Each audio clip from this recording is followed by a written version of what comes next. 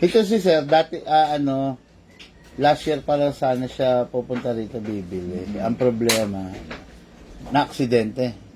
Self-accident sa motor, nabalik yung motor. Kaya nagamit yung pera niya. Ngayon, awa naman ng Diyos, nakarating na si sir. Sa bagay, parang may nag-inquire na Bonifacio dati. Parang ikaw yun, sir. Ayun po yung isa kong account. Ngayon, hindi ko na ma-open kasi yun eh. Pakisabi kay Mama Rolling. Edu, Bigman. Yan. Ang gamit ko yung pera doon. Balikat yung hospital na puntahan kasi una yung operasyon. Bakit, sir? Parang self-accident? Ganun. Kasi po, dito sa amin, meron kumada kasi pauwi siya. So parang kung nagdalubong niya yung bus, inagaw ng bus ngayon yung linya niya. Itulin lang po yun. Ngayon, pag iwas niya, doon siya sa simplang naipit na motor yung hita niya. Ilang taon? 21. Anak ko sa yung accident. Anak niya. Kala ko po kayo. Anak ko. Ito sa Roblox. Yan. Tsaka siya naman. Kasi yung pesa. Sige naman yung size. Okay. Tapos ano pa? Mount mo na yung laser mamaya na. Ay, sige, mount ko. Mount mo muna sandali. Habang nakukwento ko. Ano yan? Anak ko. Lalagay lang yung laser, no? The CC Shadow to the Everyman's Dream, no? Ngayon, kasama ko rito. Sa wakas, nagkita na kami ni Sir Bonifacio. Okay. Hello, Sir! Hello. Sa Bigman. Yun, okay. Nakita rin kami. Okay. Geng. Si Sir, kuwelang-kuwela to si Sir. Nakakatuwa naman kaya bigyan natin ng freebies. Meron pa tayo isang tumbler. Bigay mo na yung last tumbler kay Sir. Hindi yan. Nasa ilalim. Actually, hindi ako nagpo-pull pack ng freebies pag Kaya lang talagang last year pa kami dapat nagkita dito eh. Kaya lang humabol ngayon si Sir. Yan. Tumbler by Big Man. Yan. Yan yung t-shirt niya. Tapos, imamount lang yung laser, Sir. Kasi may yung Para pag magbabanding kayo ng mga anak mo, ng misis. Yan. Kung sa atin kasi, lagi kong sinasabi, pag sa atin minsan yung laser, ayaw na natin yan eh. Kasi parang cheat yun, daya na yan eh, di ba? Nawawala ng thrill. Pero pag si misis mo yung magtopay, yung mga bata, natutuwa sila kasi may hit nila eh. May hit talaga nila kasi yun yung number one na goal nila, yung ma-hit nila yung target. Yes, sa atin parang kasi, may guide. Sa atin kasi nagbabase tayo dun sa site eh, di ba? hindi na kailangan ng ano na siyempre. Dalawa lang naman yung anak ko, yung babae at lalaki. So, Lalaki bunso mo. opo. Parehas tayo. Ako panganay ko rin babae. Kasi dati may na din ako na Sino yung na-aksidente ron? yung bunso po. Yung lalaki. Ilang taon siya na na-aksidente? 21. Puro ano na, no? Kasi lang, katatlong opera kasi yung una ng opera na infection. So, Bali ba? Bali? Autor talaga siya. Tapos parang umiksi. Tapos yung lagyan ng ring. Oo. Tumaba. So ngayon, therapy na. Okay na. Ay, mainam naman. Kasi hindi mo pwede pabayaan pag anak kasi. Syempre, sir. Oo naman. Talagang, kung pwede nga lang, ibigay mo yung buto mo. Ito na sa'yo. Bata ka pa. Kung pwede nga lang, ako yung sasalo ng Yan nga, totoo yun, totoo. Ganun na magulang eh. Yan ang pinakamagaling zero. Kinakalibrate na niya. Hindi, pasmado ka man siya.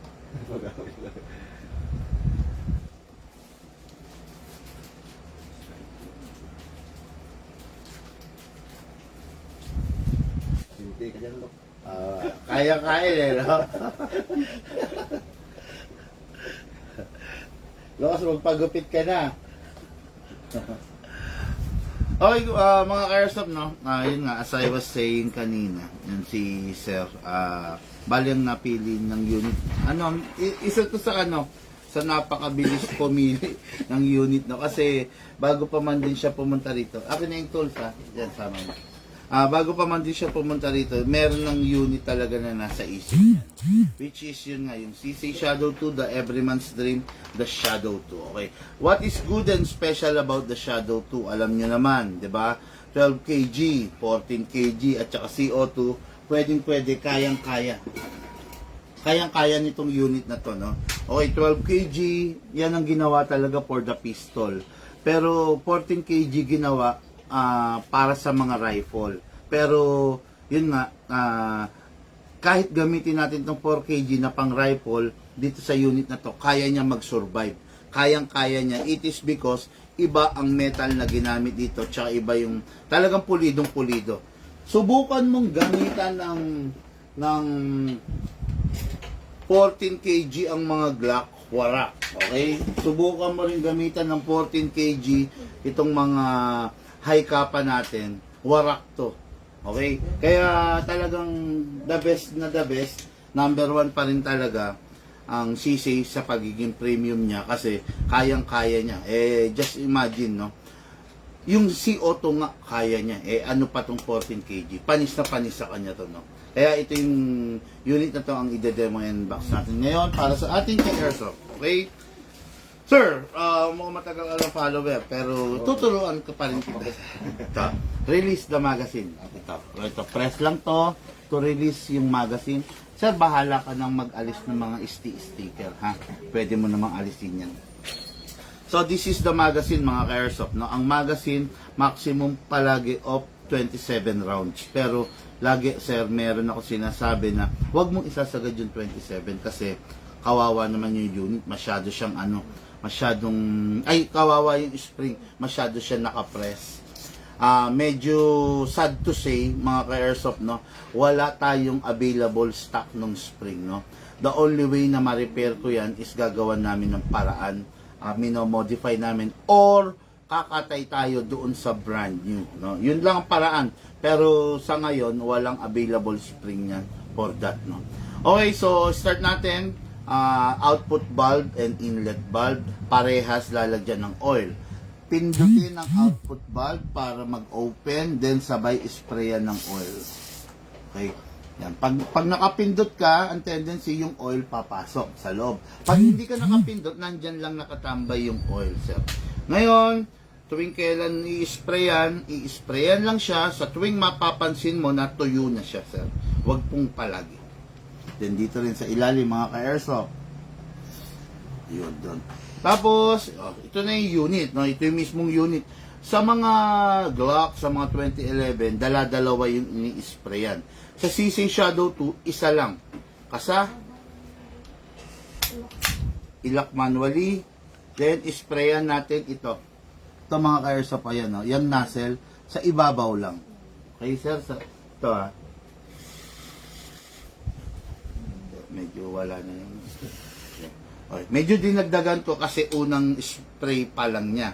Pag ikaw, visit na lang. Konti na lang, sir. Parang follow up lang naman yun. Okay, then release. Ito, mga airsoft pa ito. Release. Then rest. Ito. Pag itong hammer, naka-engage yan, nakababayan, ready to fire yung unit. Kaya, always make sure na ito, naka-rest yung hammer nyo. Tsaka siya nga pala, no, huwag nyo rin nahayaan na yung unit nyo matutulog yung hammer na nakababa. Kawawa pa rin yung spring sa loob niya. Okay, rest natin. Okay, dako na tayo dun sa paggagas. Yan, pwede 40 naman to. Sa ngayon, sir, hindi pa upgraded yung flute valve nito. Flute valve, pag in-upgrade natin yun, kung malakas na siya, mas lalakas pa. Siguro, libre lang naman yung upgrade nun. Siguro kung may time ka after New Year, pwede mong dalhin dito, i-upgrade natin, ipapa-upgrade natin sa gunsmith natin. Libre lang yun. Okay. Ganun ba? Anong trabaho mo, sir? Masinis po. Okay. Machinist. Ano trabaho na machinist? Yung mga torno, gano'n? Torno. Machine shop. Opo. Okay. Mga refacing, mga gano'n. Mga trading. Yun. Kaya magaling to. Kumbaga, ano to? Precise ang mata nito pagdating sa mga sukat-sukat. Okay. Mga airsoft, no? ito na. Ito yung inlet valve na kung kayang-kaya ni Sir gumawa ng mga fixed barrel natin. Panis kayo, Sir. O siya nga pala, no? Bago lang bago lang matapos ang araw, fixed barrel, di ba? Panis kayo, Sir, to, no? Ito, brass. Okay. Mga Karsop, ito na, formally ilalunch ko na, no? Batang Quiapo, okay? Ito yung original natin na Batang Quiapo. Okay, and this is the upgraded version. Okay, kita nyo. Tingnan nyo naman. Mas yayamanin na ang dating, di ba? Solid brass yan. Super fixed barrel. Hindi siya gumagalaw front, atras abante, hindi rin gumagalaw kaliwat kanan. Talagang nakalak na yan. Best of the best na nga masasabi, okay? Ito nyo naman, di ba? Panis nga Coco! Ito na. Kunin mo na ito. Okay. Kasi ganito yung gamit niya eh. Ito. Okay, ngayon, sabi ko nga muna ito. Ba't kasi, sinabi mo pa kasi machinist. Okay, no? Actually, yung, kung sa machine shop ka nga, pwede mo gawan ng fixed barrel yan mismo. Asa na ba yun? Pakita ko lang sa iyo yung example. Look, buksan mga muna ito. Ato na yung lock.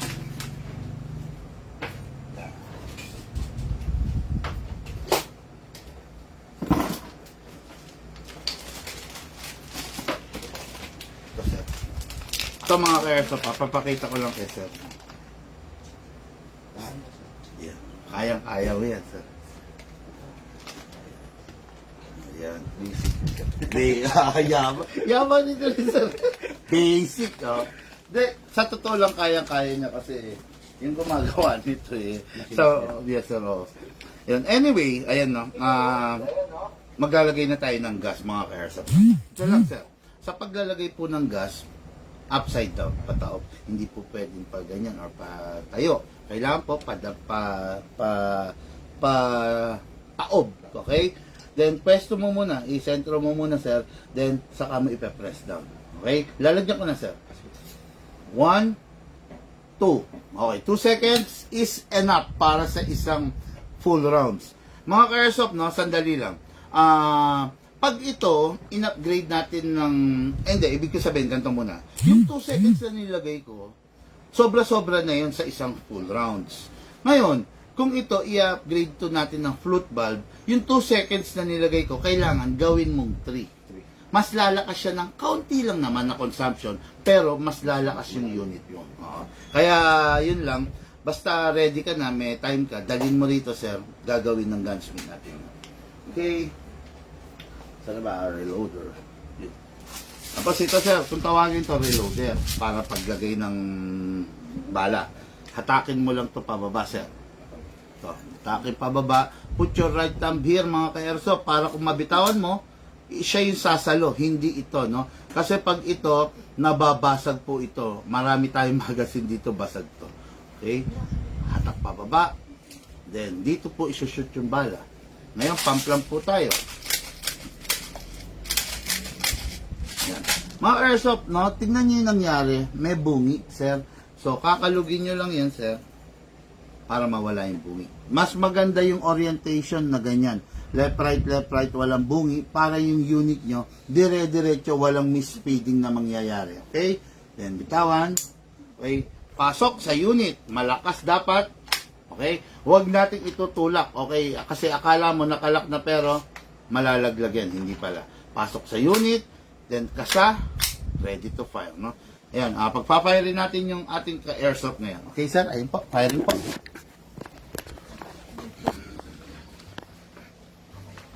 Okay, firing.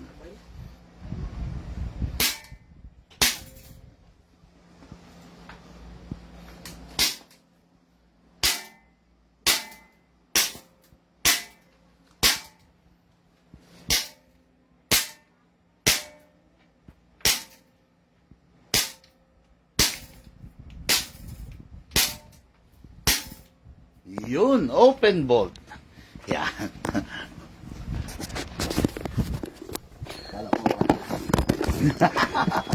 Pag nag-firing ka, sir, ano, medyo layo mo ha, para pag ganyan lagi. Kasi malapit lang dito eh. Tapos ito sir, ito yung sabi ko, pag i-on mo to, press mo lang to. Alis. Ayan, naka-calibrate naman. Sipati mo kung naka-ano sa'yo.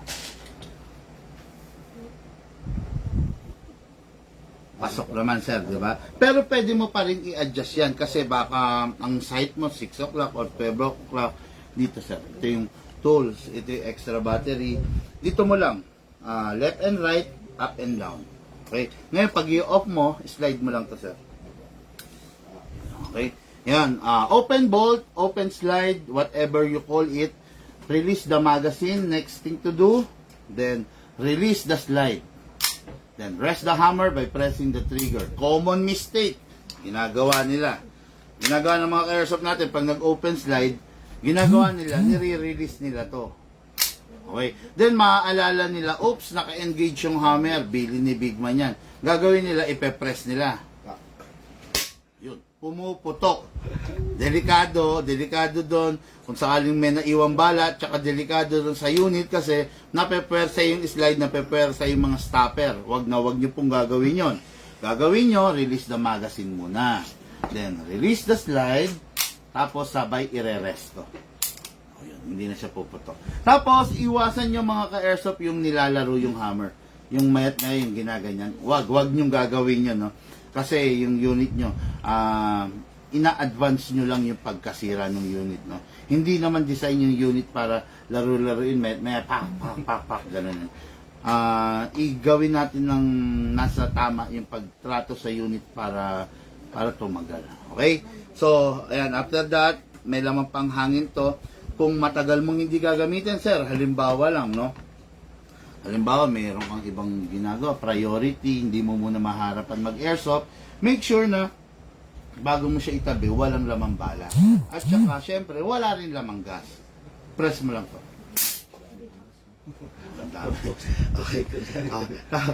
Pansin mo, 2 seconds lang, di ba? Marami pang natira. Kaya, itong unit na to, kung yung lakas niya na pinapakita, okay ka na doon. Kasi yung lakas niya, sir, baka sabihin mo, baka hindi makakarating ng malayo. Hindi. Akala mo lang hindi. Pero makakarating ng malayo yun. Kung okay na sa yun, edi wag mo nang pa-upgrade. Pero kung gusto mo pang matikman yung mas malakas nga lang, mas malakas, konti lang naman talagang idadagdag eh. I-upgrade natin. No? Tapos, bago mo itabi, kung matagal hindi gagamitin, babaran ng oil yung valve. Yun lang naman, sir. Huwag pong gagamit ng WD-40. Hindi po siya compatible sa airsoft natin. Ang unit, lifetime service warranty. Basta may problema, tawagan lang po kami si Big Man. No? Gagawin po natin yan. Minsan nga, libre talaga eh. Kahit may parts pang pinalitan eh. No? Basta may parts ako. Okay guys, syempre, ka-airsoft natin, pinaulan na natin ng freebies. Then, okay, bigyan pa rin natin siya ng black BBs. Look, penge. Yung special black BBs. Yan nasa baba. Yan. Okay, sir. Look, BBs sir, 0.20, 0.25. Bibigyan kitang bala 0.20, isang pack din ng 0.25. Then, bibigyan kita, subukan mo to. Yung big, super polish BBs, no? Grabe, kintab niya, na. Special edition by Big Man. Halos parang bulitas na to. Kasi di ba marami naghahanap ng bulitas? Oh, ito na. Ito na yung hinahanap ninyo. 500 rounds to. Masakitan to, sir. Sir, wag nang bibiruin to, ha? Iba na talaga to. Okay. Okay guys, thank you and have a blessed day to all. Mamaya po, magla-live pa tayo. Ang nakapilang customer for today, 7. 7 pa. Okay, so naka-3 na tayo eh. Okay? Ngayon, thank you and have a blessed day. Mamaya po ulit, kita-kita tayo. Supportahan nyo pa rin ang aking live. Thank you!